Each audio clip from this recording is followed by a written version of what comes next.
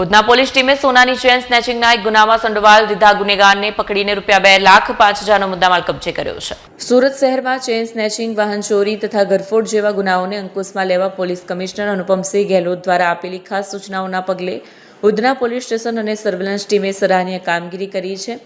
ગત 31 જાન્યુઆરીના રોજ બપોરના આશરે 2:30 થી 3 વાગ્યાના સમય દરમિયાન એક મહિલા કચરો નાખવા જઈ રહી હતી। તે દરમિયાન ઉધના સાંઈ રેસિડેન્સી તેરાપંથ ભવનના ગેટ નજીક એક અજાણ્યો શખ્સ જ્યુપિટર મોપેડ ઉપરથી આવી મહિલાના ગળામાંથી અંદાજે 8 ગ્રામ વજનની સોનાની ચેન ઝૂંટવીને ફરાર થયો હતો, જે બાબતે ઉધના પોલીસમાં ગુનો નોંધાયો હતો। ઉધના પોલીસ સ્ટેશનના પોલીસ ઇન્સ્પેક્ટર S.N. દેસાઈ તથા J.S. જાંબેરના માર્ગદર્શન હેઠળ અને સર્વેલન્સ ટીમના આધારે ટેકનિકલ સર્વેલન્સ તેમજ 200થી વધુ સીસીટીવી ફૂટેજની તપાસ કરવામાં આવી। તપાસના અંતે ગુનામાં સંડોવાયેલ સાહિલ ઉર્ફે વસીમ ઝાકીર શેખને ઝડપી લેવામાં આવ્યો। તેની પાસેથી ગુનામાં ઉપયોગમાં લેવાયેલ જ્યુપિટર મોપેડ તેમજ 2 સોનાની ચેન, એક 3.970 ગ્રામ અને બીજી 8.230 ગ્રામ મળી કુલ ₹2,05,000નો મુદ્દામાલ જપ્ત કરવામાં આવ્યો હતો।